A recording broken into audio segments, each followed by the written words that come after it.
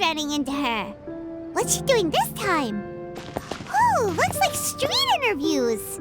You gotta find that. Paimon has a funny feeling that we might be in for an interesting time if we go check it out. Shall we? I see. So you believe that this warning letter was sent by the Phantom Weasel? Absolutely. I've said it before and I'll say it again. The Phantom Weasel never acts as you expect. He must have faked his own death 10 years ago using a body double. Now that he's back, I'm sure the guards who worked on his case back in the day are in for a headache, but however this turns out in the end, the one thing it won't be is boring. Couldn't agree more. As a journalist, I'm gonna get a lot of mileage out of this one. Thank you, sir, for your time. Now, whom should I interview next? Huh? Hey! What a coincidence! Fancy meeting you here. Perfect timing. So, the Phantom Weasel's latest warning letter. What are your thoughts? Yeah, this is the first time we're hearing of this one. Could you clue us in? Huh? Oh, sorry. Yes, this case is from a decade ago. I guess you wouldn't know about it. Well, not to worry. You're in good hands because I'm a professional. The story goes like this. 10 or so years ago, a phantom thief became active in the court of Fontaine. Known only as the Weasel, nobody knew his true identity, and the authorities never managed to catch him. Wow, cool! He sounds like one of those mysterious night burglars that you read about in novels. Precisely. Well, except the part where they actually have a good reputation. Our Weasel targeted whatever people held dear, and no one was safe from his predations. He would just as soon steal a necklace from a rich merchant's safe as he would a toy doll given to a commoner child for their birthday. I know. The phantom thieves you read about in novels rob the rich to pay the poor, but this guy did not discriminate. Unsurprisingly, this didn't work wonders for his public reputation. Every man and his dog wanted to see him behind bars. Yeesh. So, did they catch him? Not exactly. There's a good chance that the Weasel would still be at large to this day if it hadn't been for an accident 10 years ago. A magician named Caesar fell to his death in a botched high-altitude escape performance. When the police went through his personal effects, they found a hoard of stolen loot and gadgets used for criminal activities. And that was how the Phantom Weasel's identity was revealed to all. Sure enough, thefts in Fontaine went down after Caesar's death. But today, 10 years on, the notorious thief has once again issued one of his warning letters and pasted it on the gate of the Opera Epiclese for all to see. I had to squeeze through the crowd this morning to get a photo as soon as I heard. Here, it's this one.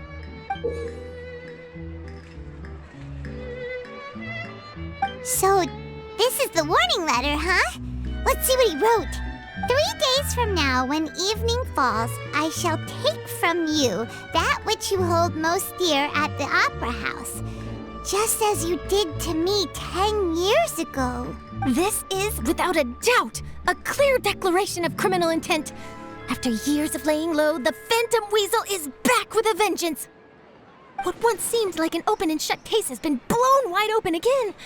But why has he re-emerged now? And what does he want? I sense an epic scoop, and I'm going for it. Uh-oh. If this thief will steal anything that other people value, does that mean even we might be targeted? Really? Oh, let him try. In fact, Paimon's gonna eat all her snacks right now. Let's see what he can do about that. Okay, the people have spoken. It's clear that the public are very concerned about the Phantom Weasel's reappearance. Let's see, I've got a photo of the letter, my interview notes. Yep, that should be enough to form the skeleton of my article. It does feel like something is missing, though. Something exclusive. Who should I interview next? I need someone with a more concrete connection to the Weasel. Is that who I think it is? Lyney! Magic, magician, Caesar, the Phantom Weasel! That's it! Let's go interview Lyney! You see, the original Phantom Thief Caesar was a magician too! And what do Phantom Thieves and magicians have in common? They both have an air of mystery about them. Perhaps there's a connection there. Are you serious? What sort of a deduction is that? Oh, relax. My journalistic instinct tells me that an exclusive news story is beckoning. Let's go. No time for delay.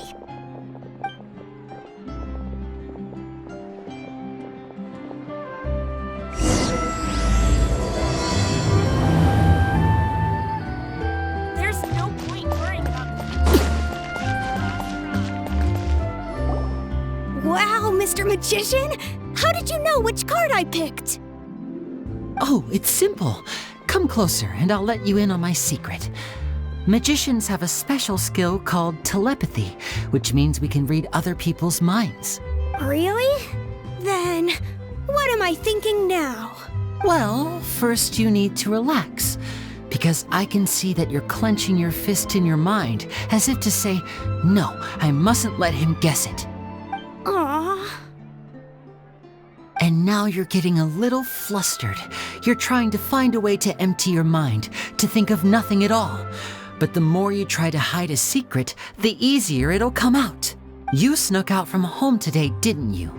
You told your family a little lie so you could come out and play. Now, that's not a good habit. You can tell? Oh boy, you really can read my mind. Of course. Oh, and that's the end of my performance. You should really be heading home. Remember to apologize to your family, all right? They must be worried about you.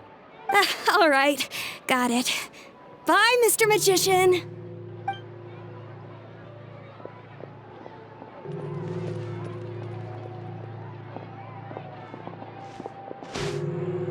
Hey, Lyney? Why, hello. We meet again. Are you looking for me? What's the situation? Well, why don't you guess, Mr. Telepathic? Oh, please. You didn't believe that spiel, did you? The power of telepathy is quite beyond me. I'm sure that child would beg to differ. Seemed like you were right on the money. That was nothing more than a little trickery. I made an educated guess based on his micro-expressions. That, plus the fact that he was the only kid here without his parents, and he looked as guilty as sin. He made it easy for me. You guys, on the other hand, let me guess. Don't tell me you're here for the Phantom Weasel, are you? Wow, got it in one! Is this more of your trickery at work? Wait, really? No trickery this time. It was pure luck. His warning letter's been the talk of the town, so I figured that maybe you were asking around about that. Bingo! I plan on writing a column reporting on the latest news about the Phantom Weasel. So, Lyney, what are your thoughts on this infamous thief's reappearance? To be honest, it makes me angry. Angry? Why? You read his letter, right? The Phantom Weasel claims he's planning something in 3 nights' time at the Opera House. That's the night I'll be performing there. Huh. What are the chances? Wait a minute, you don't think he's after you, do you? Well, if he is, then his warning is clearly a direct challenge to me personally. And if he's not, then it's still going to be a huge headache for me. The mere mention of the Weasel's name is enough to scare people off. So once the contents of that letter get out, barely anyone will be showing up to watch my show. But I've been preparing for this for a long time. I'm not about to let him ruin my big day. This leaves me with only one choice. I have to expose the Phantom Weasel's identity before the show begins. Really? So what you're saying is, we might get to see a live duel between a famous magician and an infamous thief? Wow, this has exclusive written all over it. To be honest, I'm not sure if I'll emerge the victor. The Phantom Weasel is a notorious crook, infamous for his inscrutable methods. You're being far too modest, Lyney. I think your magic tricks are even more inscrutable than those of a thief. Thanks for the compliment, though I have to say I don't care much for the comparison. A lot of people liken magicians to thieves because we both have the ability to make things disappear without the person noticing. But there's an important difference that these people overlook. Allow me to demonstrate with a quick magic trick. Here, I have a flower, just an ordinary flower that was picked not long ago. Watch it carefully now. 3, 2, 1. It's gone! That's the question. Where did it go? Therein lies the difference between us. Thieves make precious things disappear, but only magicians make them reappear. If I could now invite you all to check your clothes, there might be a surprise in there somewhere. A surprise? Let me see!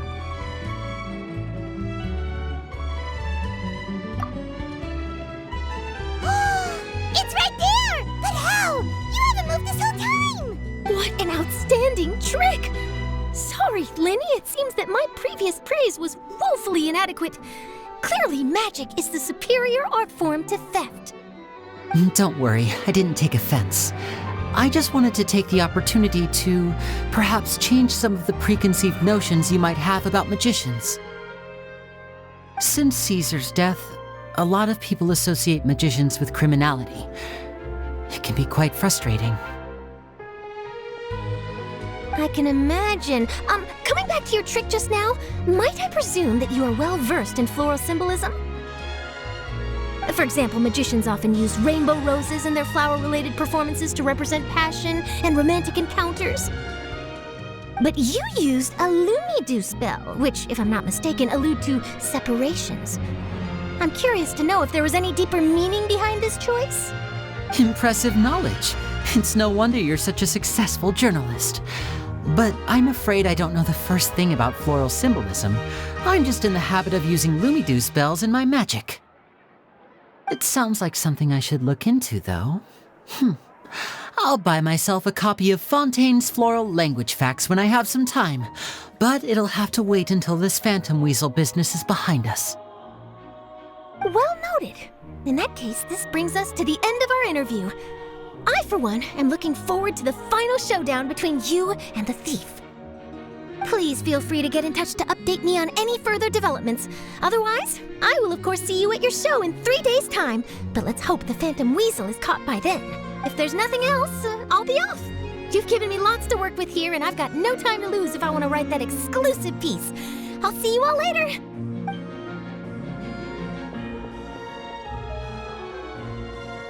So, Lyney, are you gonna tell us how you did that flower trick now? I'm afraid that's my little secret. Aww. Well, magicians are entitled to their secrets. But Paimon's really itching to know how it's done. You feel it too, right? So itchy. Not so itchy then, huh? Well, since you're so concerned, how would you like to serve as my temporary magician's assistants and help me investigate? Magician's assistants? Oh, that sounds fun! Assistants are technically magicians too!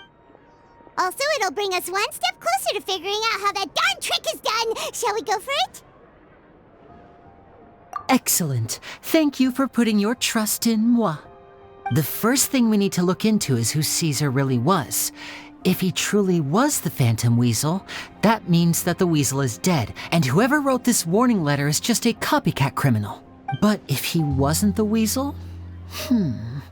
Well, that'll make things more interesting.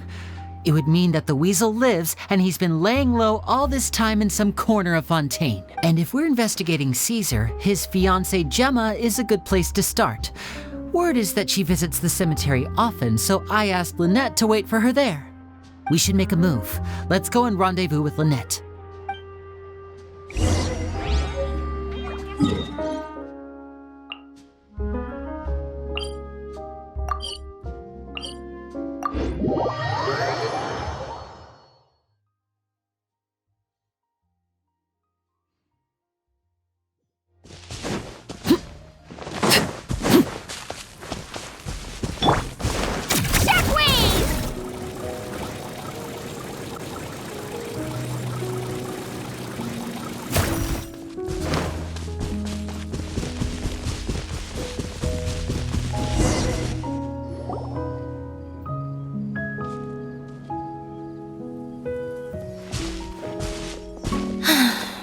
You took your time.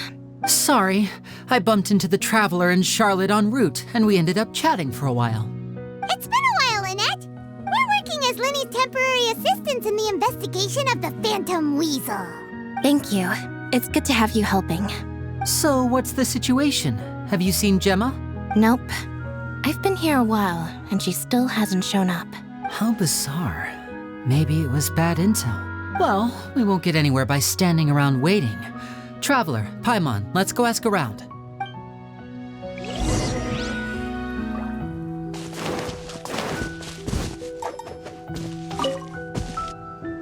Excuse me, good sir. Do you by any chance know a Gemma?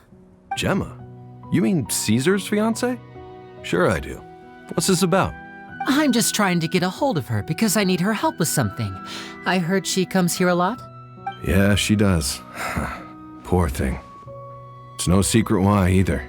She's heartsick. Ever since Caesar passed away, she's been coming here once every week to clean his grave. Often she just sits there in front of his headstone, lost in thought. Sometimes she talks to herself.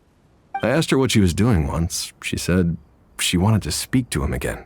She knows he's gone and can't hear her from the grave, but she just likes to spend time there, telling her fiancé all about how her life is going. And she's been doing this ever since Caesar passed away? Oh, so 10 years.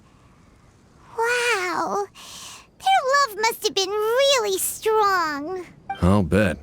Caesar's reputation fell apart after his identity was revealed, so no one else visits his grave. Gemma's the only one who still thinks about him after all these years. I don't know if the mind lives on in the waters after death, but if it does, I'm sure Caesar must be grateful to have someone who remembers him fondly. If I'm honest, I think this is all so unfair to poor Gemma. Her fiancé was a low-life crook. He doesn't deserve someone like her. Anyway, all of that said, she's running later than usual today. Normally, she'd be sitting in front of his grave by now. I wonder if she's okay. Well, that's everything I know, I'm afraid. You might have more luck asking some other people. All right, well, thanks for sharing all of this with us. We'll keep asking around. You're welcome. I just hope she'll be able to move on one day.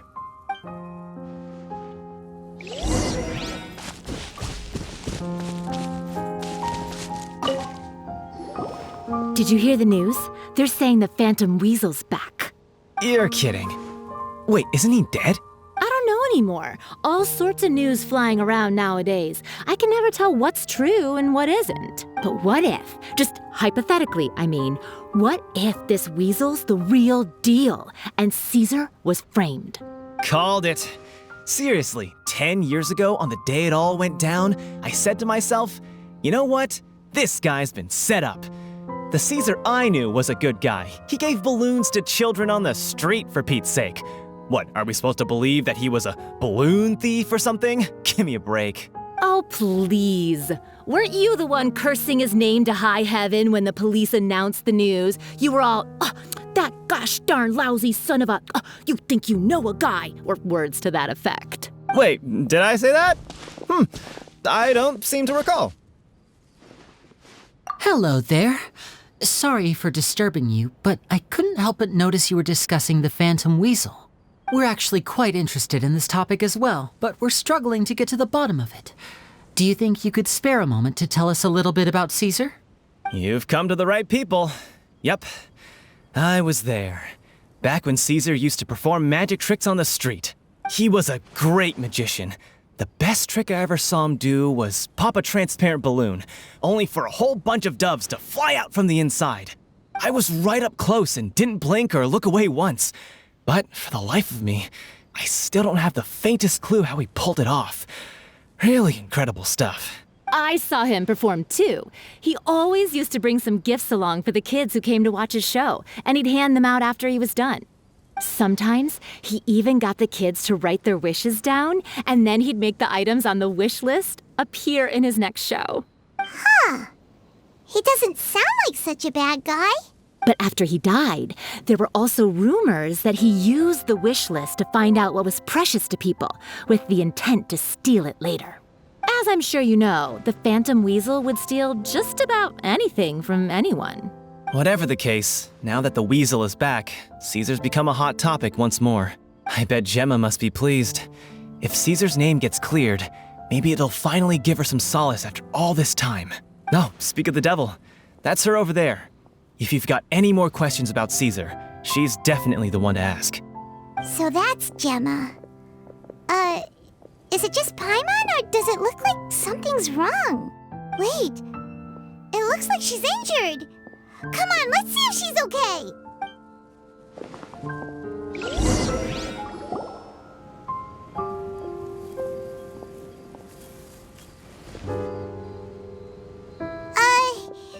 Hi there.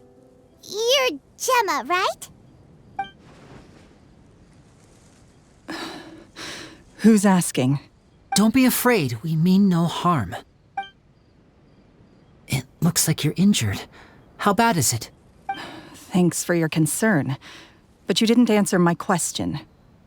Who are you, and what do you want with me? My name is Lyney, and this is my sister Lynette. My name's Paimon, and this here's the Traveler. We're investigating the Phantom Weasel. The Weasel posted a warning letter this morning. If he still lives, that means that Caesar was falsely accused. You knew Caesar better than anyone else. So if you're willing, we'd love to hear what you think about all this. I promise you can trust us. We won't hurt you. In fact, we'll do all we can to keep you safe. I never believed that he was the Weasel. Huh. I suspected as much. Okay, so going back 10 years, do you remember anything strange in the weeks leading up to the accident? Did Caesar have a falling out with anyone, for instance? No, not that I know of. Got it. All right, sorry for disturbing you. If you don't have any more questions, please leave. I want to be alone with him.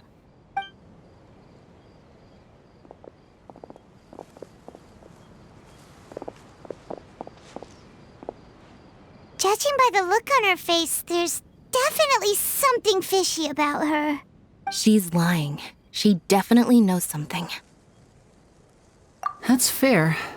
We're just a bunch of strangers who showed up and started questioning her about things that happened a whole decade ago. It makes sense that she'd be wary around us. In any case, I doubt we'll get any further here, so let's call it a day. Meet me outside Hotel de Boer tomorrow, and then we'll start the next step of our plan.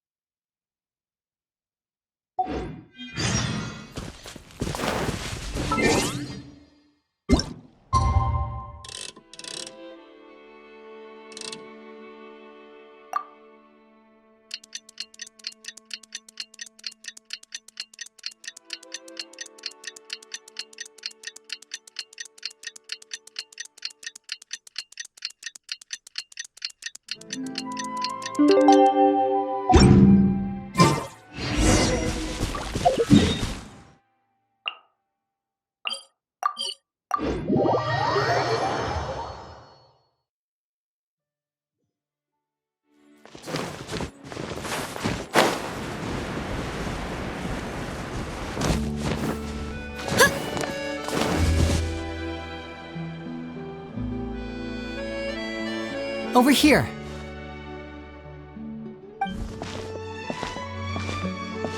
Lynette's not joining us today?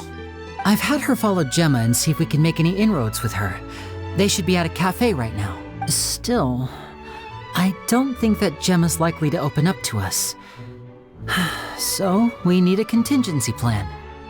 Today, we'll be looking into a guy named Lorenzo, Caesar's former pupil and assistant. When Caesar passed away, all the stolen goods discovered in his home were confiscated and returned to their rightful owners.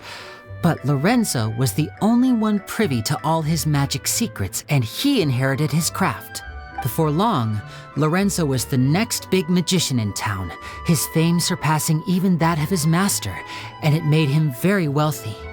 He's since left the magic scene though, and these days, he's a wealthy businessman with his fingers in a lot of different pies. I had to pull a lot of strings, but I managed to get him to agree to a couple of drinks with me. Be warned though, I hear he's got a hair-triggered temper. We'd best be careful.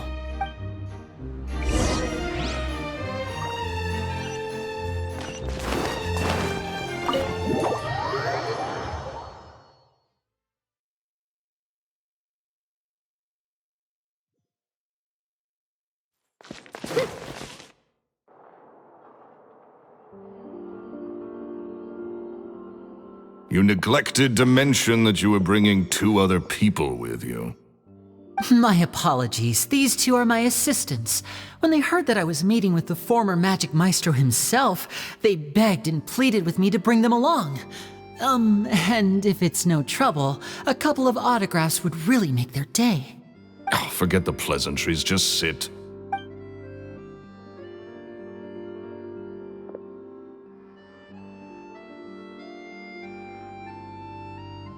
Get a load of this guy. Forget the pleasantries, he says, but he looks pretty happy about Lyney stroking his ego.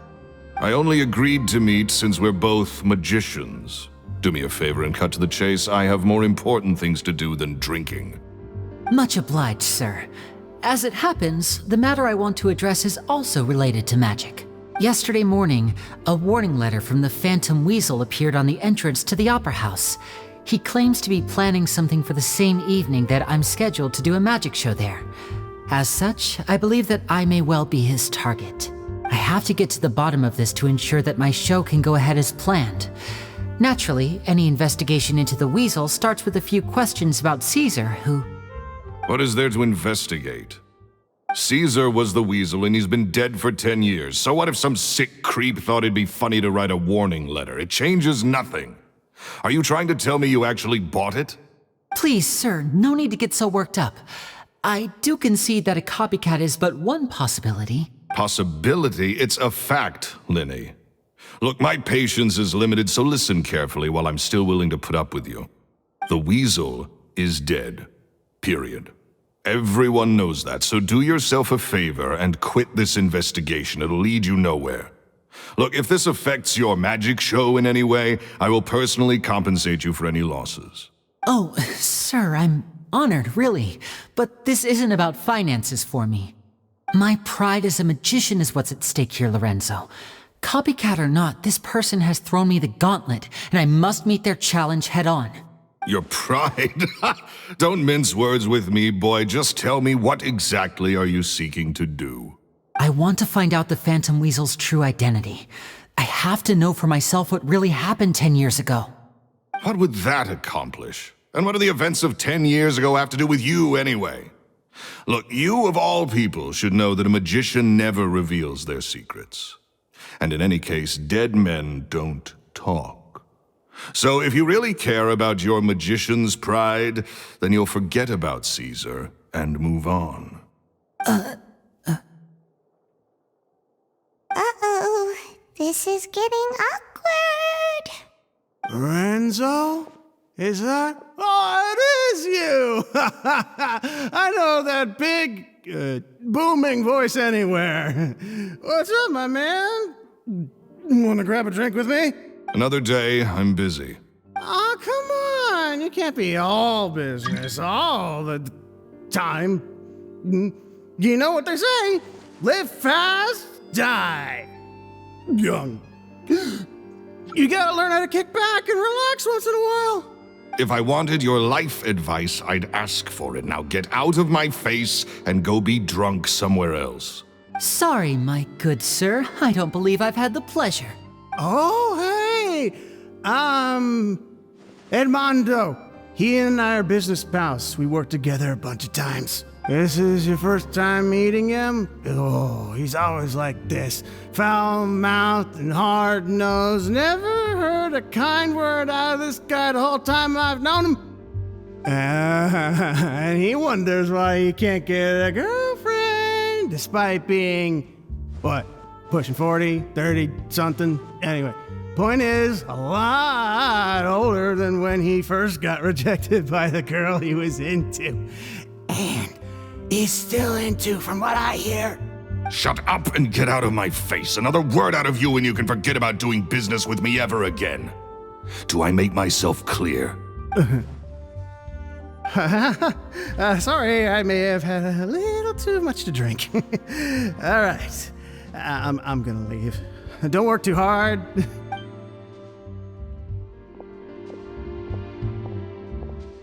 I think it's high time I made a move as well. If you really want to investigate this, Lyney, be my guest. But if nothing good comes of it, don't say I didn't warn you.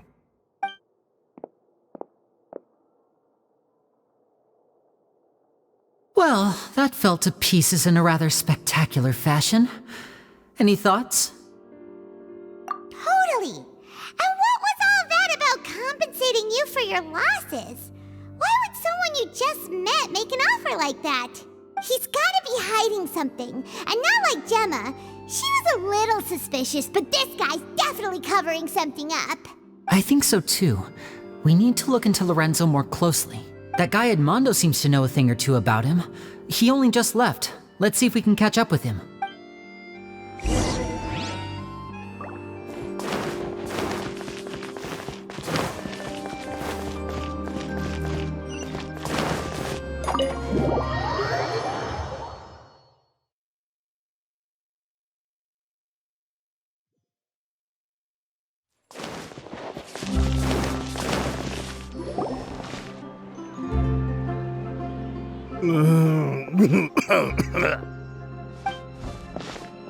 You okay there? Who are you? Oh, it's you guys.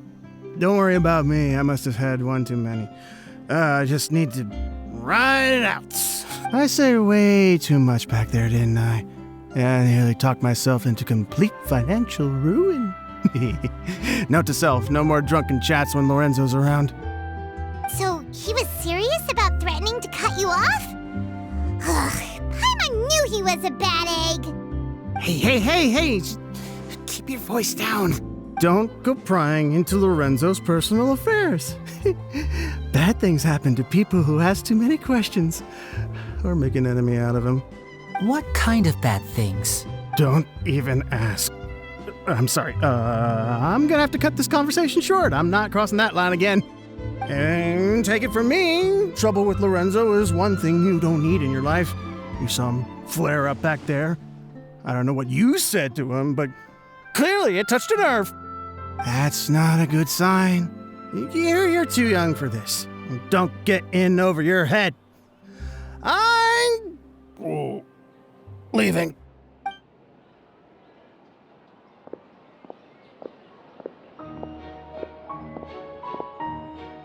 And there he goes. What do we do now, Lyney? Shh!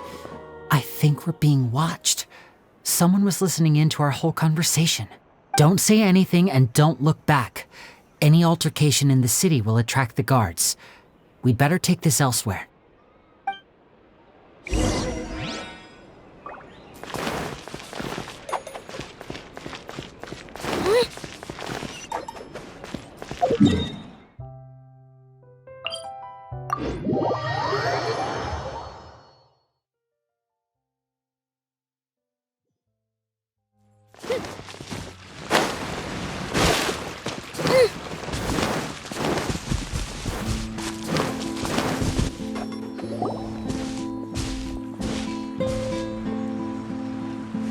You followed us a long way. Why don't you come out and introduce yourselves? So you're Lyney. And where's your sister? Ain't she with you today? Save us the trouble and go fetch her for us. Let's not drag this out. Paimon doesn't like the tone of your voice, mister. Who sent you, huh? Save your questions, missy. You ain't gonna need answers where you're going. Capiche? Looks like we can't avoid this fight. Now, I'm not the strongest fighter, so I hope you're ready to back me up. Don't worry, we got this.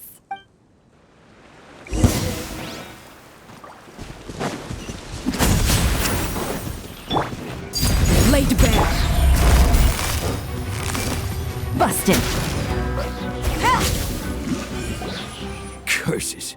They're tougher than we thought. Vision wielders are always trouble. Intimidation ain't gonna work like it did on the lady. Come on, let's scram! Hey, wise guys, we ain't through with you yet. Oh, they got away. Did you catch what they said just before they left? Something about intimidating someone else. Sounds like they just wanted to rough us up as a scare tactic, and they've already done it to someone else, but who? You're right. She was injured when we saw her yesterday, and she acted like she had something to hide. Maybe she was too scared to tell us the truth because those guys had threatened her. Well, if that's the case, she should be more willing to open up to us once she learns that those thugs won't be bothering her anymore. Let's head back to the cafe and see if we can get any information from her.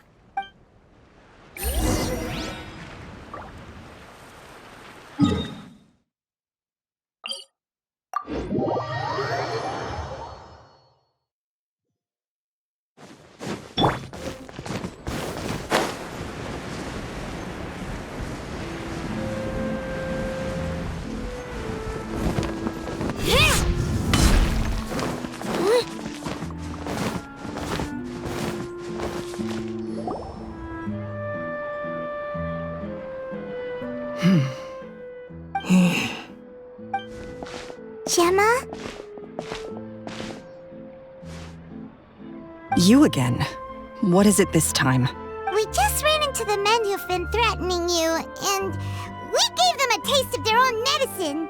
So, you can relax now. We're here to protect you. What? Why? I didn't tell you anything. Why would they come after you? Sounds like they're no strangers to you. That's putting it mildly. I know them all too well, and I hate them with every fiber of my being. It's been 10 long years, and still every time I try to look into Caesar's death, they show up and warn me not to do anything stupid. How do I know I can trust you? Do you really think you can get to the bottom of it all? And why are you doing this? I'm afraid I can't reveal all the details just yet, but I can promise you this. I will expose the Phantom Weasel's true identity. Because you see, this is a personal matter of the utmost importance. I give you my word. Trust me. Okay. How can I help you? I've heard that Caesar used to have a magic workshop where he kept a lot of his personal effects. If possible, I'd like to take a look at them. Do you know where it is? The Fleuve Sonde. But the place was sealed up by the police after his death, and no one's been there since. I also know that the Fleuve Sonde is dangerous territory. Lots of hostile groups lurking around. If you're serious about going there, please be careful. Understood. Lynette, you stay here and take care of Gemma. Don't let her come to harm. Got it. But if I'm staying here, I'm ordering dessert. I mean, bon appetit. But stay sharp, too. They're likely to come for you while I'm away. Okay. All right. Power saving mode off. I'll start taking this more seriously now.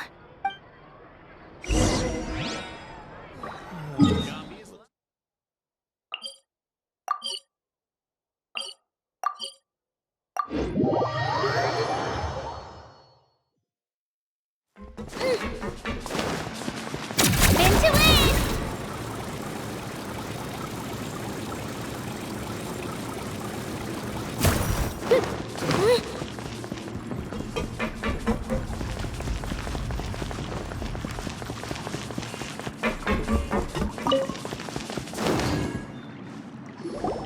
If Gemma gave us the right location, then the workshop should be right nearby. Looks like these boxes are blocking the entrance. Let's shift them away first. There we go. It should be just down here.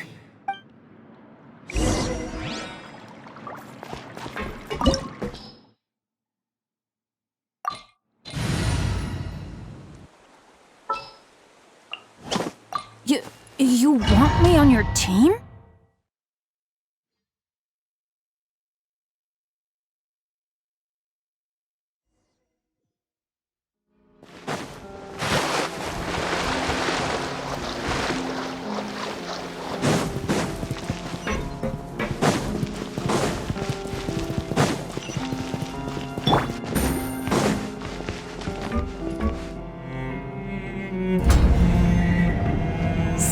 This was Caesar's workshop.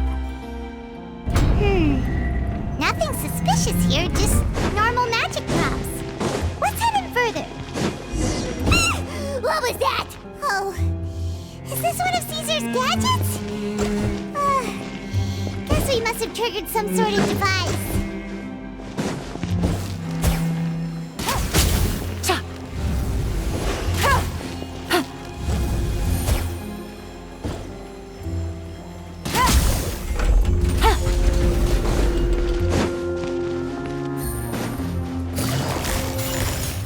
Quietly now. And voila!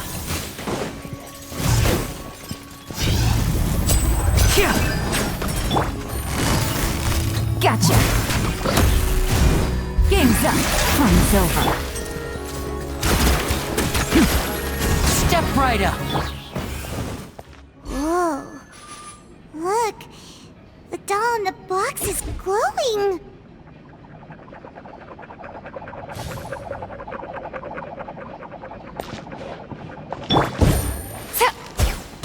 There's something written on the card on this doll. Let's take a closer look.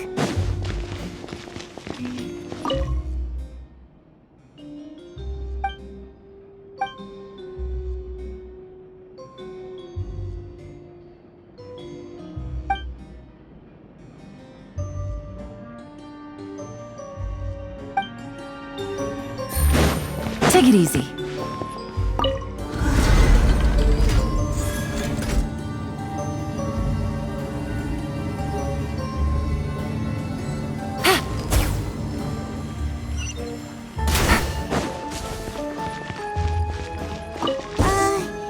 These magic boxes are moving.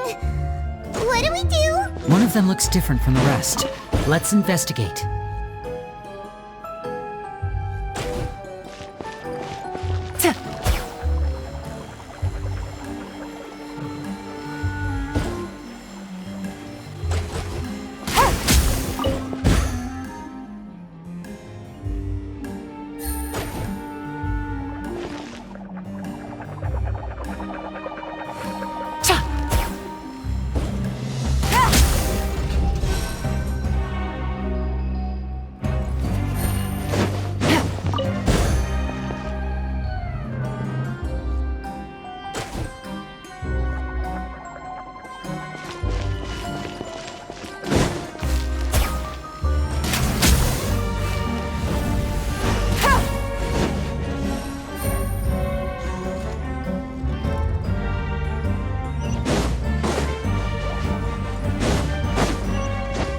Take it easy.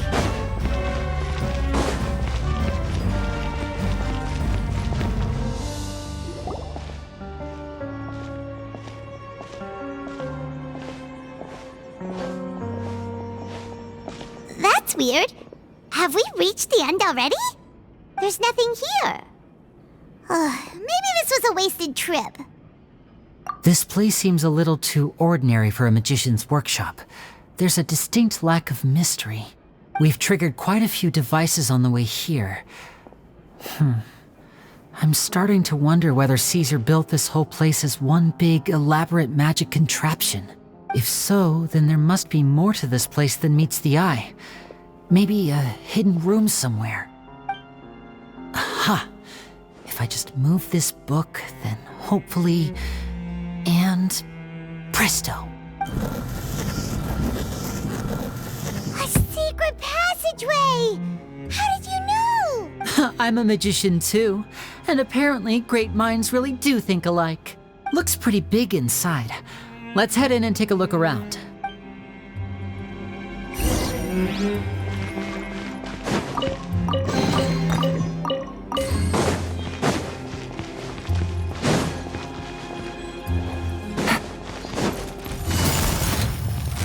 Quietly now. A round of applause! Overruled.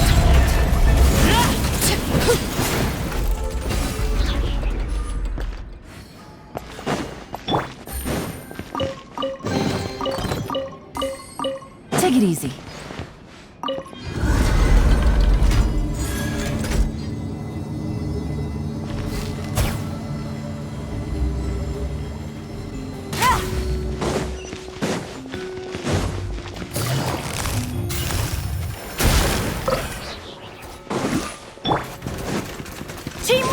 Dream work! Where evil lurks, shoot on sight. Loaded.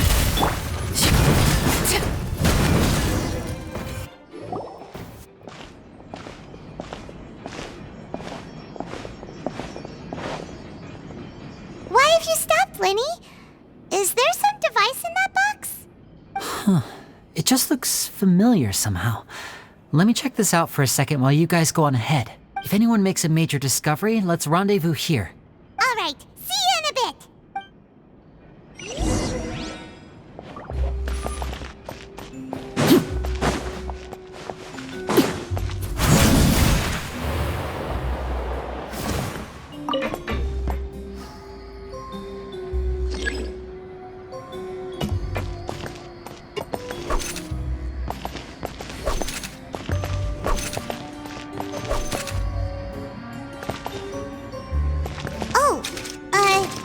Seems like we can't step on the same tile twice. Guess we've got to finish it in one run, huh?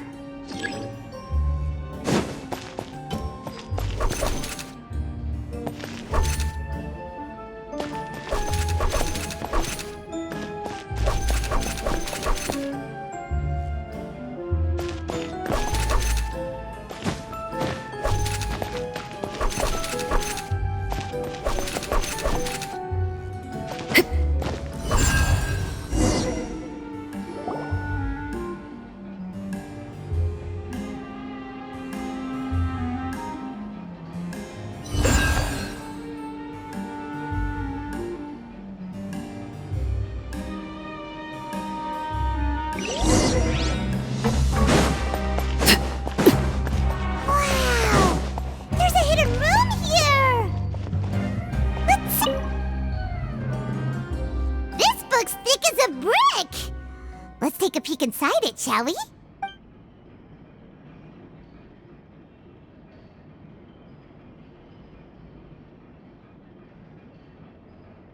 It seems like something's bothering Lorenzo lately, but he won't open up to me about it. Surely he's not upset that I agreed to teach those two children. I'll have to talk him around. I have a good feeling about those kids. They're naturally talented, and it seems like they're not new to the world of magic. They have all sorts of fantastic ideas. All I'm really doing is helping them develop a more professional standard training plan. They wanted to call me Master, but I told them they absolutely mustn't. Any magician worth their salt could have taught them what I have. They're the geniuses here. Compared to them, I don't deserve to be called any sort of master. With time, I have no doubt that they could become far greater magicians than I. My only concern is why they're so mature for their age. I fear they've had to grow up too fast. I don't dare to imagine what they must have been through. Gemma thinks so too. She doesn't like being around them. Says that their eyes are too piercing. They don't bother me, but then again, I've never been the sharpest tool in the shed.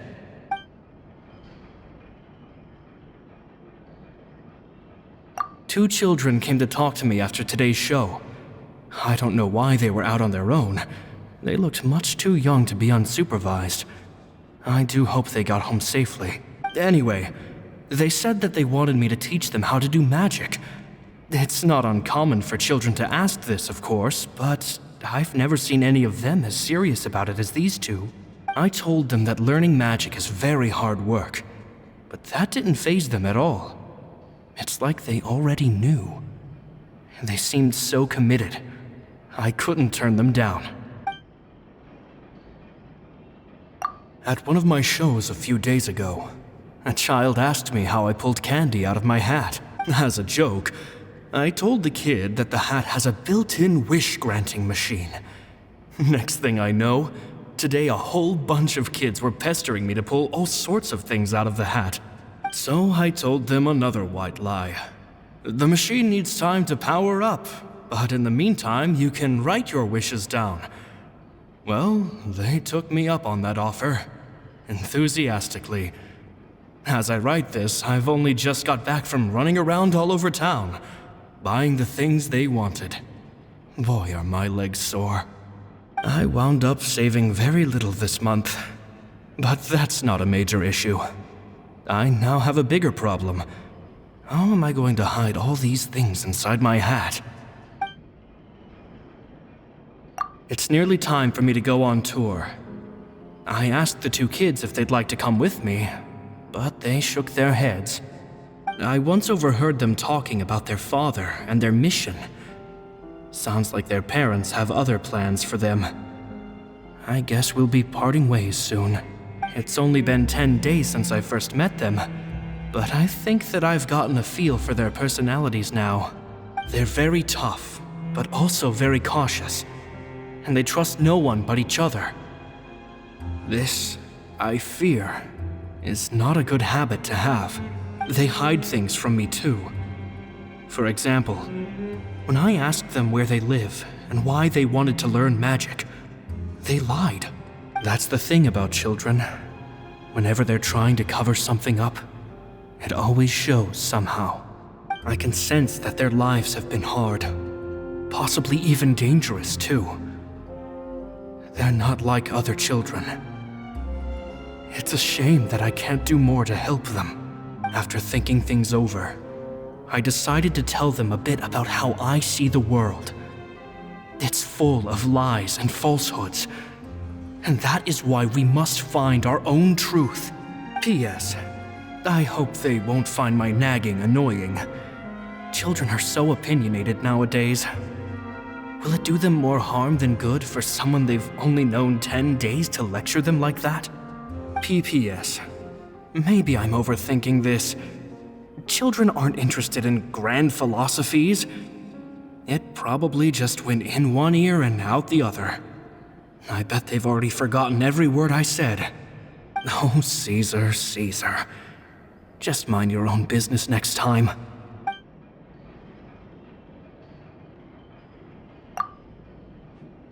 Two magic geniuses with a father and a mission, huh?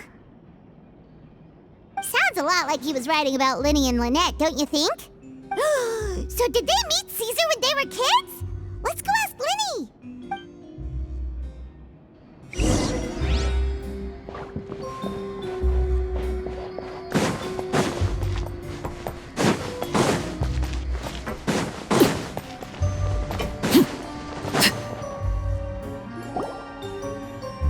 Lyney? Shh, hold that thought. As I expected, there's a lot of fishy things going on in this place. Fishy? Uh-oh, what have you found? All in good time. Before we go over our new leads, I want to tell you how a high-altitude escape is performed. First, the magician slots themselves into a magic box in full view of the audience. The box is then suspended high in the air, and a short while later, the base automatically opens. At this point, a dummy will fall out of the box, but it looks real enough to grab the audience's attention, and they start wailing and screaming. Meanwhile, the real magician, who has by now blended into the crowd, waits for a good moment to make their appearance and put on a hysterical performance. Oh no! Is that me? Did I just fall to my death? Very vivid description. Paimon can really picture it. And then what? The audience's gaze then turns to the magician, and by the time they realize what's happened, the dummy has vanished, as if everything that just happened was some sort of shared illusion. Of course, that's just how I think the process should work, theoretically speaking. The inventor of this trick never performed it successfully. When the box opened, Caesar was the one who fell out, and not the dummy. He fell right to the ground from the highest point of the opera house. No one could hope to survive that fall, not without a vision at least. And no one else has ever attempted this trick since. My understanding of how it works is just based on what I could gather from his notes and the relevant gadgets here in his workshop. So Caesar's famous high-altitude escape has never been done, huh? Paimon was about to say how cool it would have been to see it in person, but if it's that dangerous, it's probably for the best that no one else tries to do it. Wait a second. So if a dummy's supposed to drop out of the box, then where does the real magician go? How does he get out? Glad you asked. That brings us to the secret of said box. This box right here is the one that Caesar constructed himself to use in the performance, and it's not as simple as it looks. Inside, there's a device that only the magician himself would know about. Once the magician's inside and the box is lifted up into the air, the audience's view of the box is fixed at a certain angle. From where they're standing, they have a clear view of the front, sides, and bottom, but the back and the top are now no longer visible. At this point, the magician presses a button inside the box, opening a secret door out of view. He then escapes through this trapdoor onto the opera house roof, waits for the dummy to fall and distract the audience, and quietly returns to ground level. That's way simpler than Paimon imagined. Even Paimon could probably do it. Well, there's a little more to it than that, of course. The hardest part of this trick is controlling the audience's mood and reactions. That takes an exceptional degree of showmanship. There's the falling dummy, the miraculous reappearance, the pompous performing. Maybe the magician would even have themselves tied up before it begins to strengthen the impression that there's no escape. Many days and nights of careful research and painstaking practice would have gone into this, all culminating in a performance just a few minutes long, but one that still manages to transform the shock and grief of a tragic accident to the joy and laughter of a mesmerizing magic trick. Caesar was a highly accomplished magician,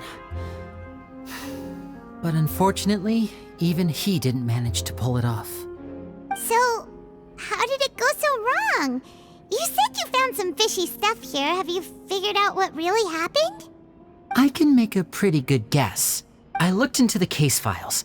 The magic box Caesar was using at the time of his death had the secret button I mentioned positioned on the right-hand side.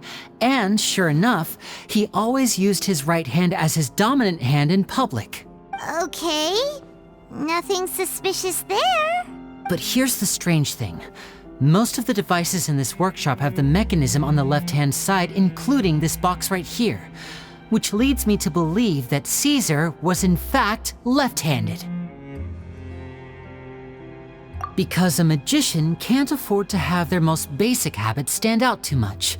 People naturally focus their attention on the most important details of the task or situation at hand. But a magician needs to be able to redirect an audience's attention at will so as to avoid arousing their suspicion. The essence of magic is getting people to believe a lie. If even the truth raises eyebrows, the falsehoods become all the more difficult to mask. And so, Caesar trained himself to use his right hand to align with his audience's expectations. Great magic always requires sacrifices. But in his most stressful and nerve-wracking moments, and when no one was watching, reflex would kick in and he'd use his left hand. That's why he set his gadgets with the mechanism on his left. Exactly. I think that's likely what happened. Caesar would have been under a lot of time pressure during the escape. He'd have had mere seconds to open the hidden compartment, retrieve the dummy, then open the secret door and make a swift escape. But I'm sure he was confident. He would have rehearsed countless times to the point where it was second nature. He'd barely need to think about what he was doing because muscle memory would guide him through. So he opened the compartment, took out the dummy, checked everything was in order, and then went to leave. With his left hand, he reached for the button, and suddenly, his heart skipped a beat. It wasn't there. Much like when you reach for your keys but find your pocket empty, his mind needed a moment to process what was going on. Instinctively, his left hand would keep feeling around for the missing button, maybe for another second or two, until the bottom of the box gave way. With the stakes being as high as they were, just a 2-second delay cost him everything. The authorities would find nothing suspicious and conclude that his death was due to his own error. When in reality, someone switched the boxes, and they did it to murder him. But how would they be able to make the switch without being noticed? That would be difficult to pull off, no? It would have to have been someone who knew that he was left-handed and who could move his props around without arousing suspicion. Someone who was always by his side. Isn't that right, Lorenzo? You just couldn't let sleeping dogs lie, could you? There's not a lot of people who'd go to all this trouble for some magician who died 10 years ago. I didn't want to have to do this, you know. Silencing you the hard way just creates more problems for me to deal with. But I gave you your chance. I hoped you'd do what's good for you and back off like the lady, but you disappoint me. You mean Gemma? So you are the one who's been threatening her! Yes, although however stubborn she might be, she was never much of a liability. But you people, you never even knew him, but for some reason you just wouldn't drop it. Which is why you can't leave this place alive. Take them out, and make it quick. Do your worst! Now disappear! Laid bare. Gotcha. Things are about to get dicey. Everybody stand back!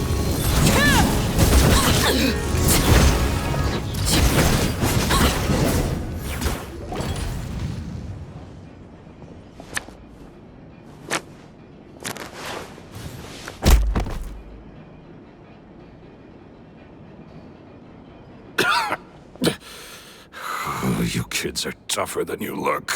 Had enough yet, Lorenzo? Your cronies can't help you now. I think it's high time you started talking, and what I'd really like to know is, why did you murder Caesar? If I had a mora for every time you said that man's name. Of course you idolized Caesar, everyone else did. But I was the real genius magician. Me! He was just an amateur who did cheap tricks for gullible children. I was the one who made magic into the fine art it is today. The aristocrats doffed their hats to me! So it was jealousy. Jealousy. Hatred, more like. I hated Caesar. All he cared about was his magic. He lived and breathed it.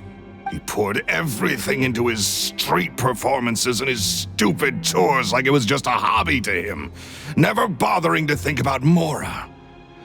What sort of fool devotes their life to the art of deception and never has a Mora to show for it? But the people loved him, didn't they? Oh, how they looked up to him. No one gave me a second look. All I ever heard was, "Oh, your master's amazing, isn't he?" Amazing. Yeah, so amazing that he was completely broke. Every other apprentice was living it up at their master's expense, but no, not me. I put in all the work, mastered all the skills, and it brought me nothing more than the life I already had. He forbade me from using magic to trick people out of their Mora. There was nothing he hated more than that. And with his reputation in Fontaine, it was too risky for me to go it alone. As long as he was alive, if I dabbled in my own brand of money-making magic, he would expose me, and it would destroy me. I had to kill him. There was no other way. He had to go. And this was your only motive? It was reason enough. What other motive would I need? Well, I was under the impression that there might have been other factors at play. For instance, maybe you were in love with Gemma, but she was engaged to Caesar.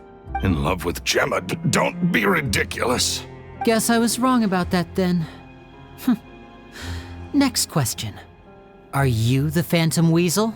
I am. Caesar was so strict with me. He insisted that his way was the right way, that the sole purpose of magic was to bring joy to the world. I never bought into any of that. I was more interested in the practical value of magic. Sure enough, it helped me fill my pockets with all kinds of valuable treasures. Oh, yeah! Charlotte told us that the weasel would steal whatever people valued, no matter how much he was worth. That's just how it looked from the outside.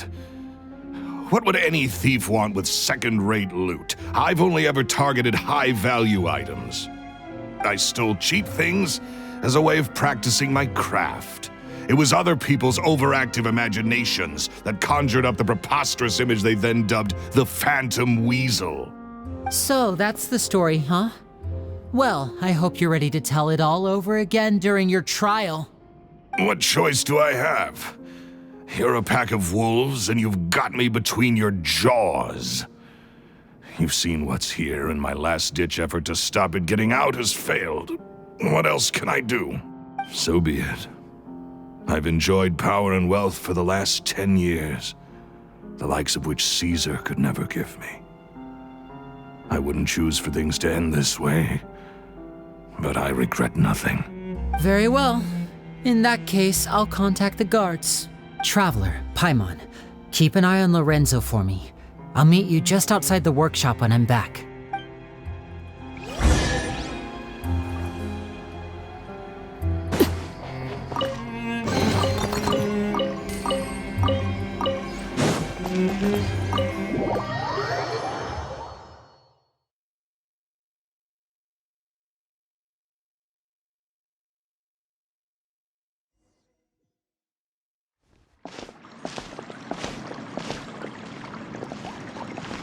Lyney has told me the whole story. Lorenzo, do you confess to the murder of Caesar and to framing him for the Phantom Weasel's crimes? Look who's finally developed a conscience. What kind of disciple murders their own master? I hope it was worth it, because there'll be hell to pay.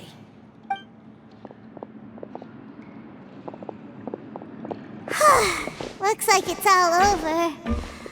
What should we do next, Lyney? Should we start preparing for your show? Let me think. Let's rendezvous with Lynette and Gemma first. With Lorenzo in custody, Gemma will no longer have to fear for her safety. Good point. We should go tell Gemma the good news right away. It'll give her some peace of mind for sure.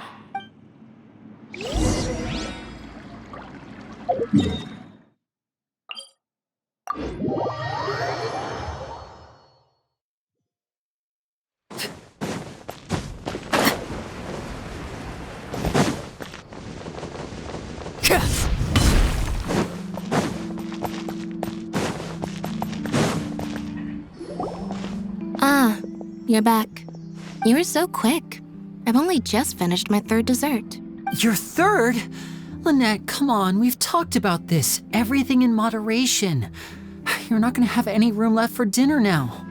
It's fine. I'll shift to exercise mode and jog off the excess sugar. That's besides the point. Well, it's done now, but try to eat a more balanced diet in the future. Point taken. Did everything go okay? Of course! Lorenzo was no match for us. The guards are taking him into custody as we speak. Gosh, that's amazing. I'm sorry, I still didn't know if I could trust you, but now it seems I can. I had my suspicions about Lorenzo, but It's okay. We understand. He did threaten you. Paimon would find it hard to trust strangers in your position, too. But you don't need to be scared anymore. Everything's gonna be okay. Sorry. My emotions are all over the place right now. I've been waiting for this day to come for so long. I always wanted to report Lorenzo. He took all of Caesar's property, which I found suspicious, but I had people watching me all the time, so I couldn't risk looking into it. I was so afraid. I was scared he'd do something terrible to me, and then no one would be left to visit Caesar's grave. So I never had the courage to speak out. Thank you all. Truly, thank you so much.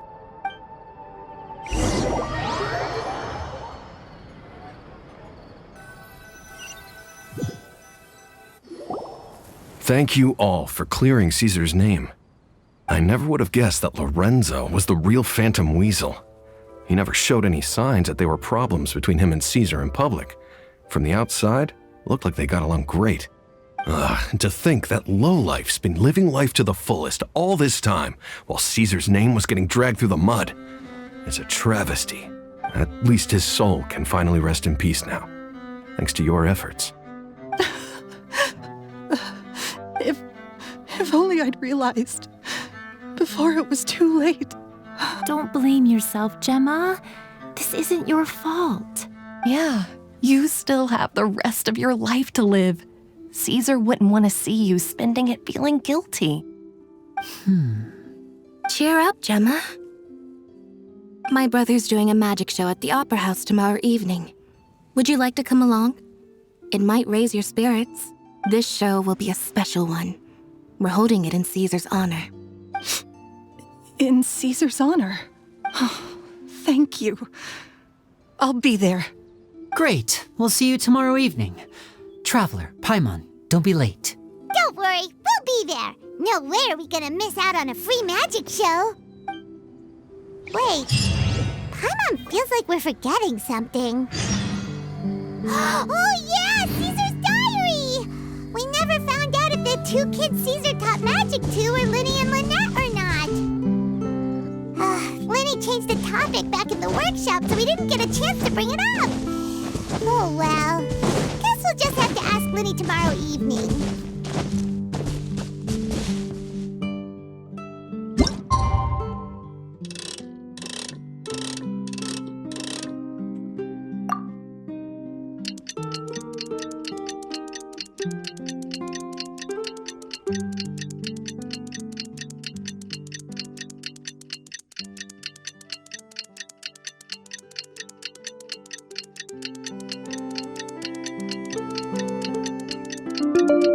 Something you wish to report? Go on. You have...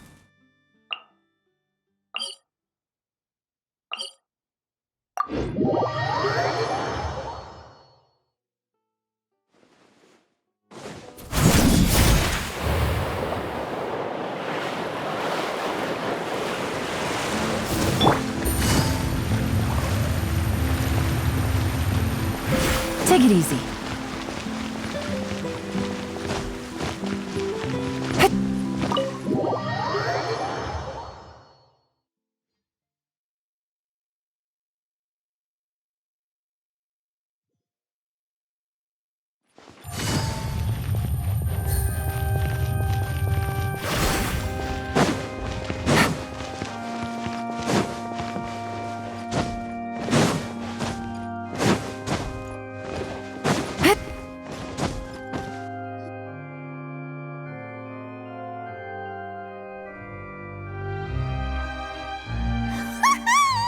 Paimon's excited to see another of Lyney's magic shows! Wait. Lynette, shouldn't you be on stage by now? Not this time. My brother's going solo today. So I'll be watching with you. Good evening, ladies and gentlemen. I hope everybody's ready because the show is about to begin. The great magician Lyney has prepared a spectacular show for us all tonight, concluding with an all-new grand finale that no audience has ever seen before. Wow! A huge trick! Thank you all so much for coming. Now, prepare to join me on a journey through the mystical and miraculous.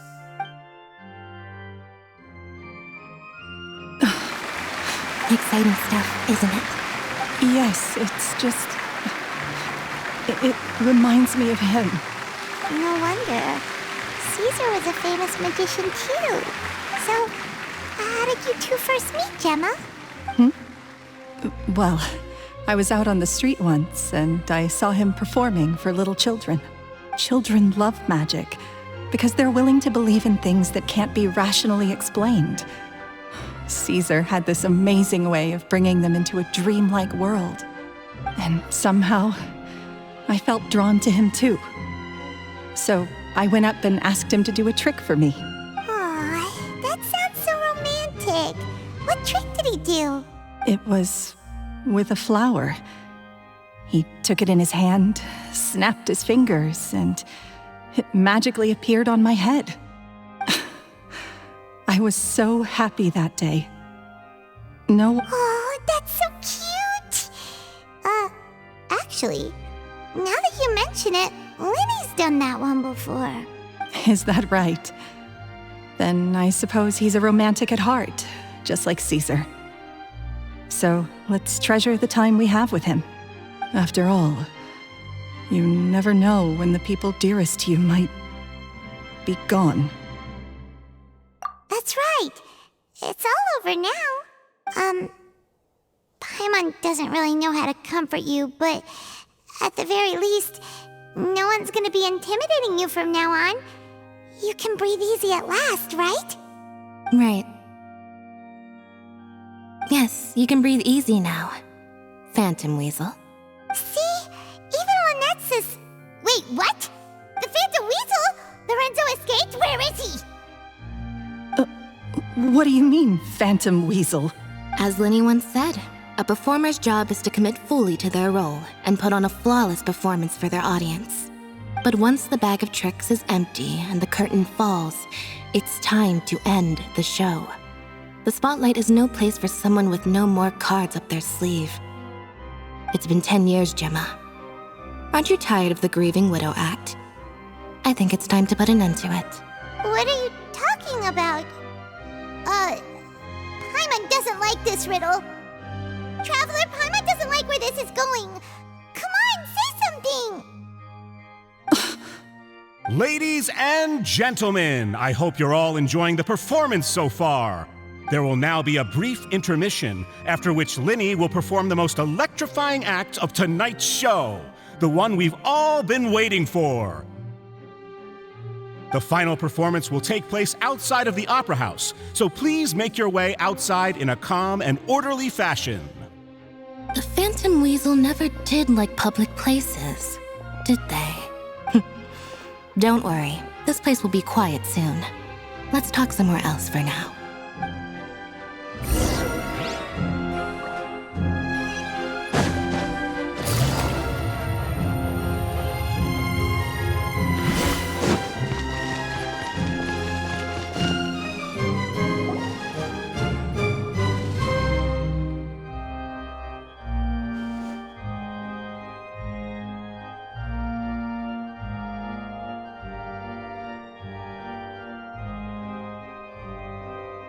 Dear me, this is awkward, isn't it? And unfortunately, I'm all out of gadgets, so I'm afraid I can't do any tricks to liven up the mood. This is a big mistake for a magician to make, but thankfully, I do have a backup plan. Now, who wants to hear a story? Lyney?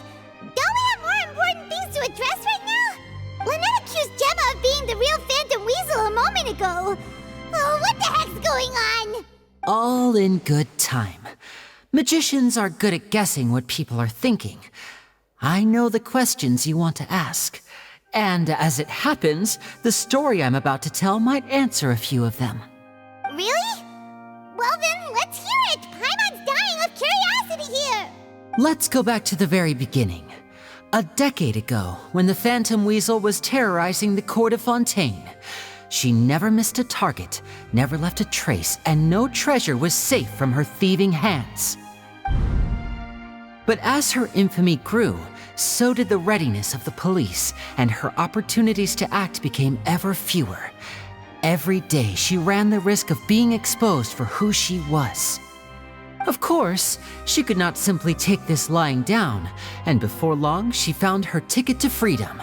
She would create a scapegoat, a false weasel to close the chapter on her behalf. After weighing her options, she set her sights on a renowned magician, Caesar. After all, magic and theft shared enough similarities for people to buy the story when the truth came out. So then what? Being the master deceiver she was, the weasel easily earned Caesar's trust. Now, all that remained was to frame him for her countless crimes. But as she was considering how to make her move, she noticed Caesar's aggrieved pupil, and a new thought entered her mind. Maybe I don't need to get my hands dirty after all. At her encouragement, Lorenzo tampered with Caesar's magic box, causing him to fall to his death. Afterwards, Lorenzo seized his master's property, and the weasel set about tarnishing Caesar's reputation. Two co-conspirators committed the perfect crime.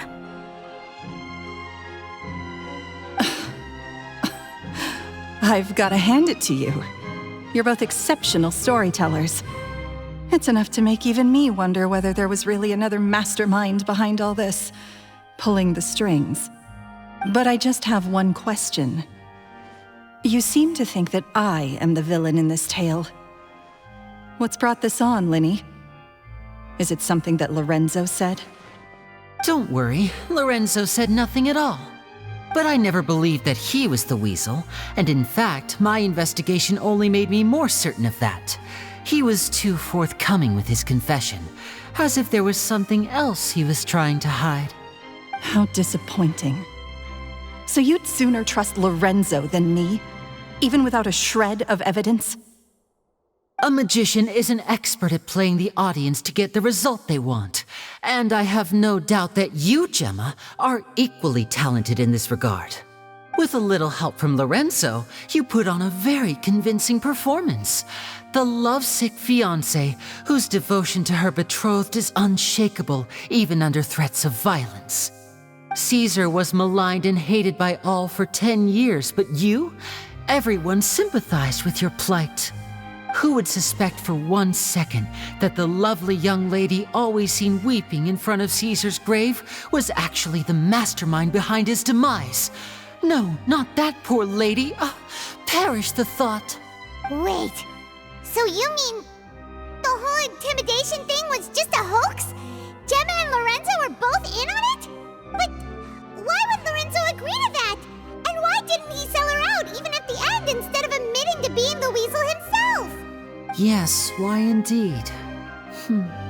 Maybe Gemma herself could enlighten us on that question. Well, Lyney, if you're so confident in your version of events, then I think the answer should be obvious. Having killed Caesar with his own hands, Lorenzo was plagued by overwhelming guilt. Revealing the Phantom Weasel's true identity would serve no purpose. But if the weasel remained free, then she could take care of Lorenzo's loved ones. An excellent answer, though sadly a little dull. Is that right? Well, don't let me bore you. If you'd care to change the topic to something more interesting, I'd be much obliged. As a matter of fact, there's one thing I'd really like to understand. Why would the real weasel have targeted things that only have value to other people? Could you shed any light on that? Of course. After all, we're just telling stories here, aren't we? If I had to guess, I would say that the real weasel must have had a terrible childhood. Left to fend for herself after her parents died young. Betrayed, scorned, beaten. She'd scrounge waste paper from garbage bins to draw on, using twigs and dirt for lack of ink and pen. She'd sew ugly rag dolls from whatever scrap material she could get her hands on. This was her only source of happiness in life. But it was all she needed, and she was content. Until the world decided that even this was too good for her. Once again, she was betrayed. And this time, everything was taken from her. She felt like life was a miry pit that dragged her further down the more she struggled to escape. At that tender age, she should have been happy. Instead, she stood in the shadows and watched with envy as all good things in the world passed her by. This was a fate too cruel for anyone to bear. Her pain became a breeding ground for dark thoughts. Thoughts which festered and grew into a twisted solution to her troubles. I detest the happiness of others, in all its forms alike. I will rob them of everything they hold to be good and true, and it will fill the void in my soul. That's some pretty heavy stuff. Now it all makes sense. Does this story satisfy you, Lyney? Yes, it is quite to my tastes. Thank you for helping to clear up my confusion. Huh. That's right. What drove you to write that letter, Gemma? What were you trying to achieve there? Because without that, none of this would have ever come to light. She didn't write the letter. After 10 long years, I'd hoped that the Phantom Weasel would be consigned to the history books by now. But it seems like someone still wasn't ready to let her finally be at peace. Lyney. Or should I call you the Phantom Copycat now? You were the one who posted that letter outside the Opera House. But why? Very sharp, Phantom Weasel. Still as shrewd as ever. Well, no need for me to be coy about it. Our goal was to clear Caesar's name. The most straightforward way to change the public's impression of Caesar was to force the Weasel to show themselves. That's it? You had no other agenda? Of course we did.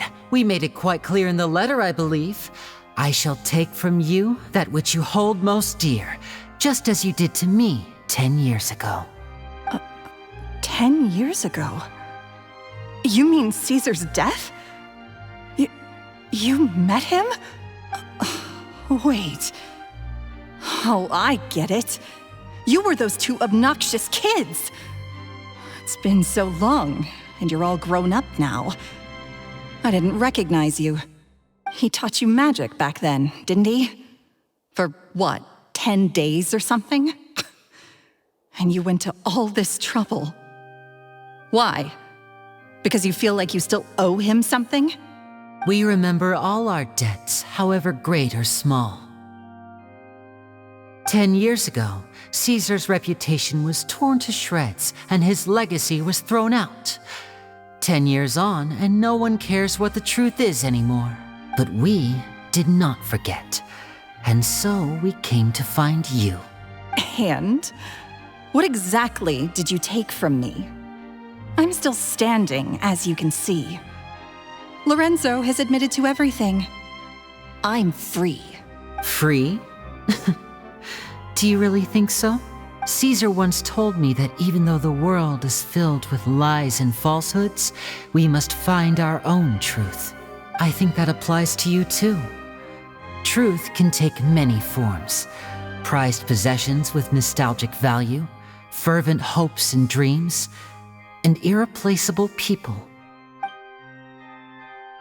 Life took many things from you, and those wounds never healed. When they ached unbearably in the dead of night, stealing became your way of numbing the pain. What are you trying to say? I'm saying that for the last 10 years, you've been living a rather uneventful life. Perhaps that's because you found something other than a life of crime to fill the hole? Back to Lorenzo for a second. He murdered his own master, played along with your act, and took pains to make sure any suspicion would be directed towards him. But what did he have to gain from all that? He knew who you were and the things you'd done, and despite that, he was willing to give everything up for your sake. He's the reason that you haven't felt the compulsion to steal in all these years. You're more than just accomplices in murder. You're the only real friends each other has. So I think you know, deep down, that he is the only truth you have in your life. But that truth is gone now, and I guarantee you, you'll never see it again. Congratulations on your freedom, Gemma. Your freedom will cost you dearly. From now on, you'll be all alone in a world full of lies and falsehoods. I do hope you'll be able to bear it. You've still got a long life ahead of you after all. Gather round, one and all. The time has now come for the amazing Lyney to perform his final act in tonight's show. I'm sure you're all wondering what he has planned for the grand finale. Well, wonder no more, for the answer is a death-defying high-altitude escape. A high-altitude escape? I'm sure you all remember the magician Caesar. This was the very trick that led to his fatal fall, after which he was dubbed the Phantom Weasel. But we have now learned that Caesar was wrongly accused, and that the real Weasel has now confessed to their crimes. Guess that's my cue to leave. Whew. I've been practicing this one for ages now, but I'm still a little nervous. Traveler, Paimon, I hope you enjoy the rest of the show. There may be a lot of people watching tonight, but you alone are my true witnesses. Lyney, wait. You two hid a lot from Caesar. He went to his grave without ever knowing your secrets. So what about now? Are you an open book? Or are you still the same as ever? You don't have to tell lies to end up isolated and alone. One day, you'll end up exactly where I am today. Maybe then you'll finally understand. You're wrong. I'm nothing like you. So, what are we, doing now? Like Lyney said, when you're ready, let's head outside and watch the show. But what about Gemma? She'll figure out what's best for her soon enough. Oh, and if you'd like to see Lyney after the show, you know where he'll be. The usual haunt. All right. Well, let's go and watch Lyney's finale then. This trick's a pretty dangerous one, but he should be able to pull it off, right?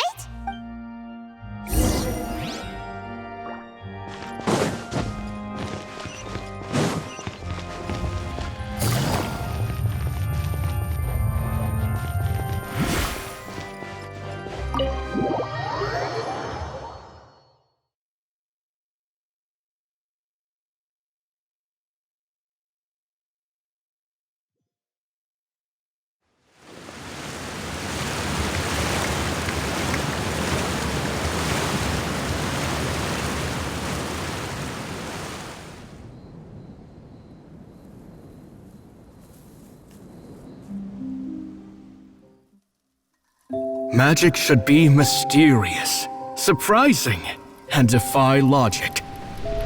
Magic is hard work. Every single movement has to be practiced thousands of times. It's all right. We're used to that.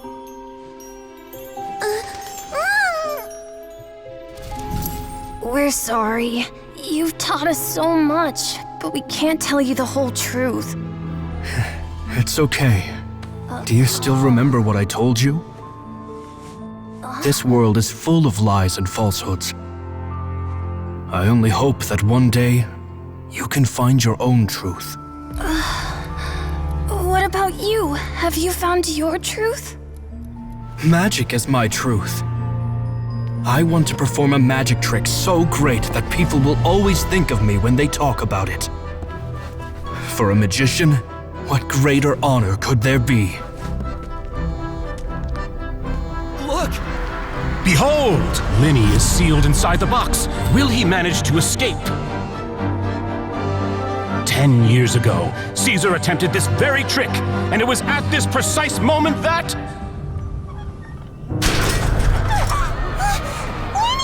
Watch out!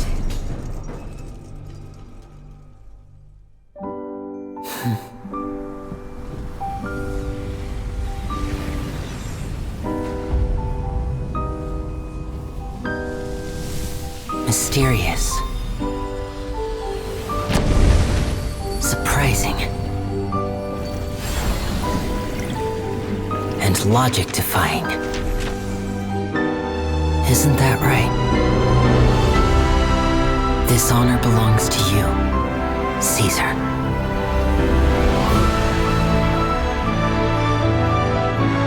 I'm just sorry it's a little late.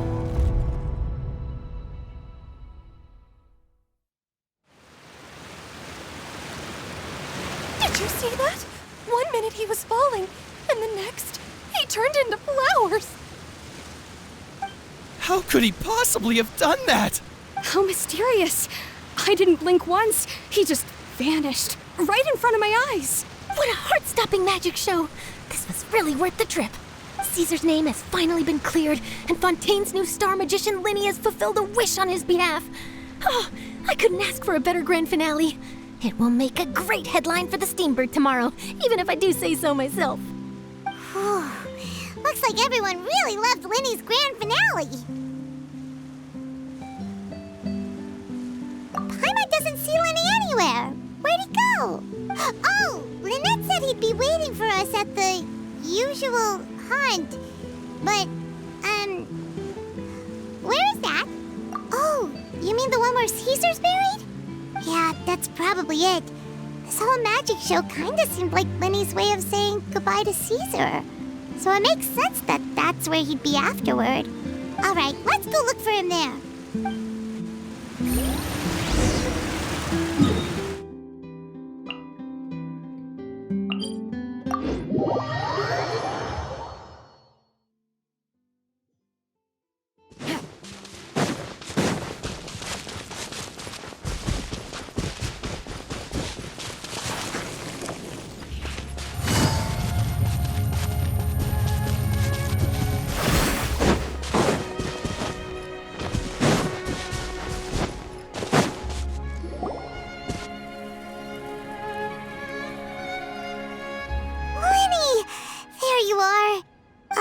Are you all right?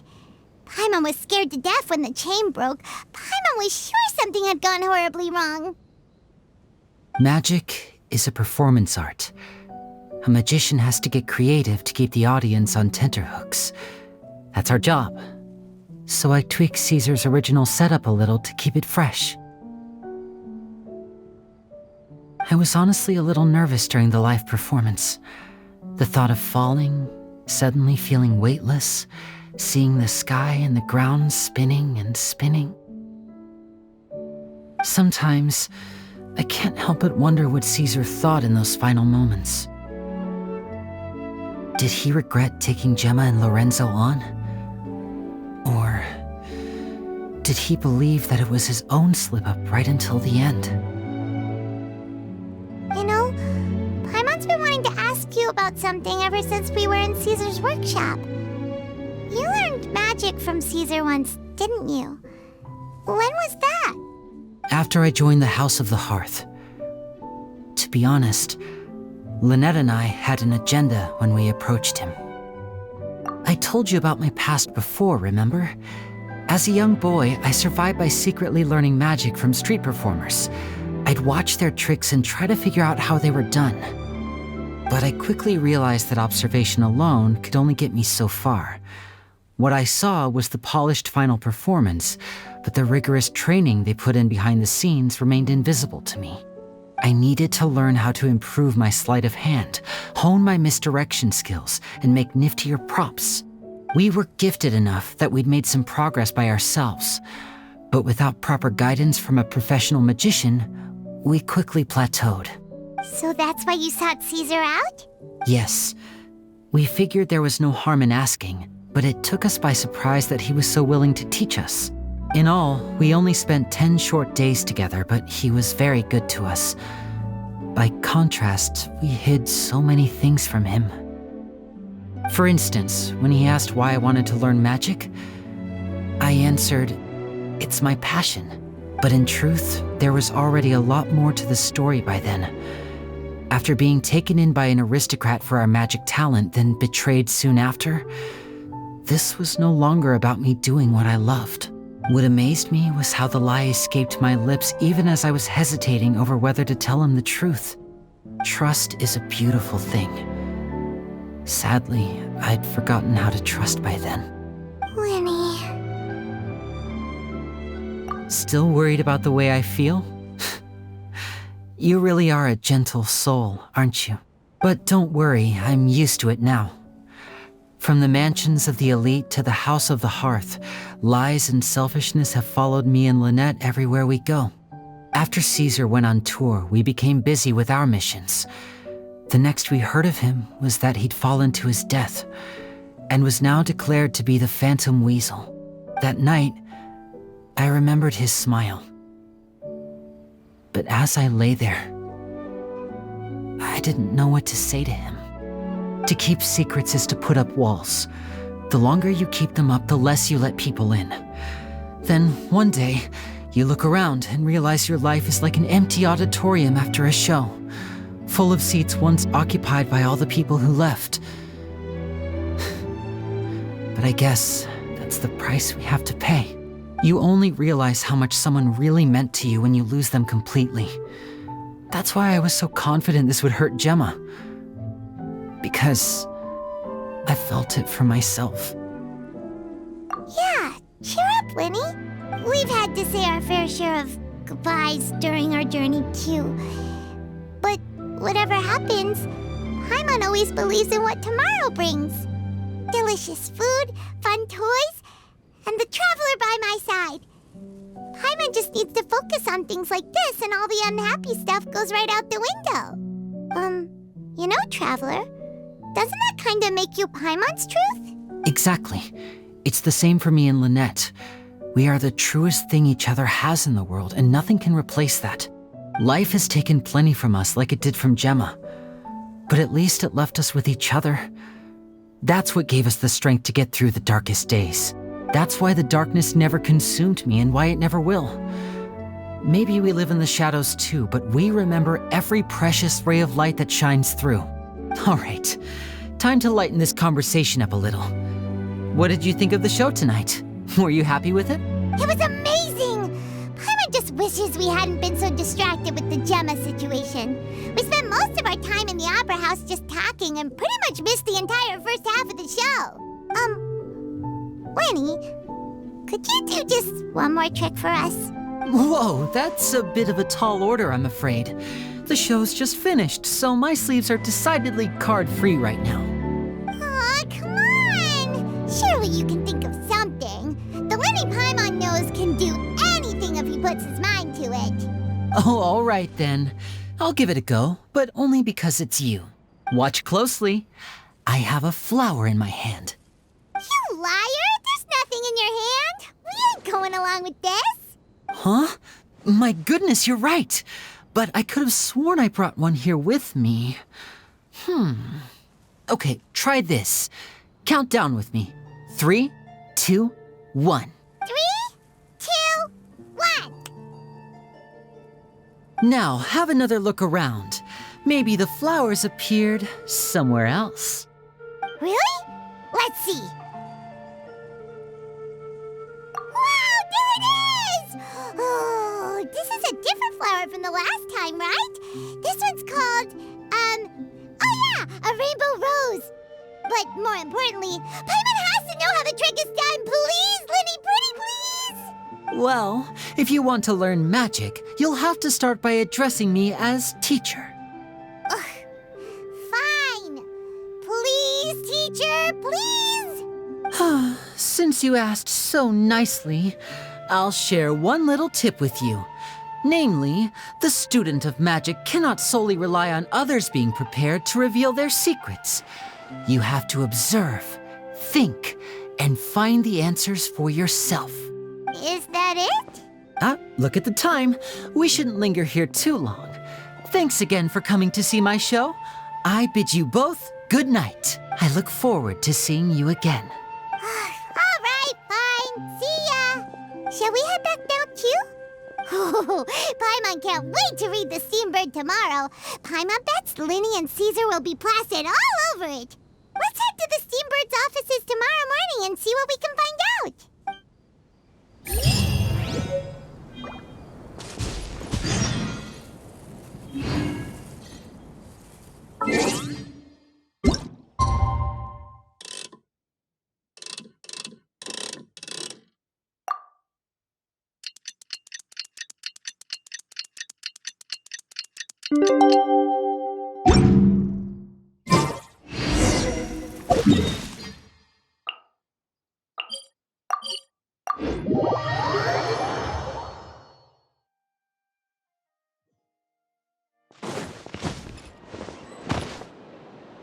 I'm very sorry, Charlotte, but my sister and I are quite busy today. I'm afraid we'll have to decline this interview. Oh, please, Lyney, I'll only take a moment of your time, if you would be so kind. Huh? What's happening here? I spent all night writing my piece about the Phantom Weasel, and it was going to go to print this morning, but just as dawn broke, I suddenly received news that Caesar's fiancée, Gemma, had contacted the guards and confessed to having been the real Phantom Weasel all along. That was quick.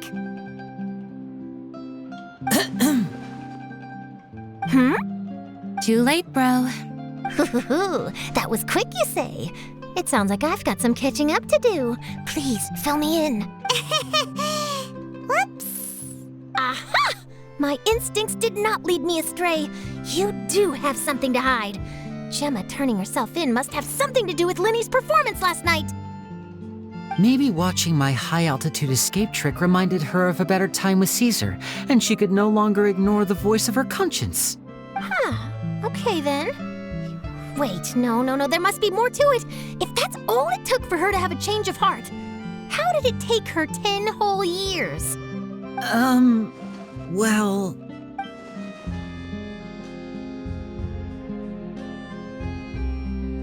Oh, I remember now!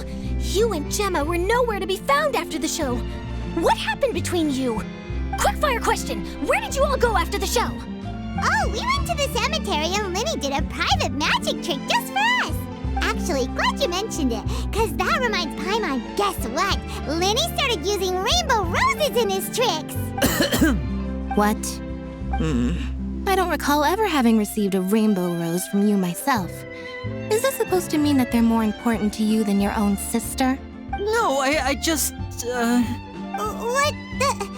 What now? Oh, did Paimon say something wrong again? This is getting pretty awkward. What do we do, Traveler? Seems like this interview wasn't meant to be. Well, never mind. There's always next time. Forgive my persistence, but when there's explosive news waiting to be found, I can't turn away. The news about Gemma has already made waves, and I'll stop at nothing to get to the bottom of it all. Apparently, one of the things she said to the guards was that her final wish is to see Lorenzo one last time. There's clearly a web of complicated relationships there. Can't blame me for being curious. All right, I guess I'll leave you to continue the rest of your conversation in peace. Bye for now.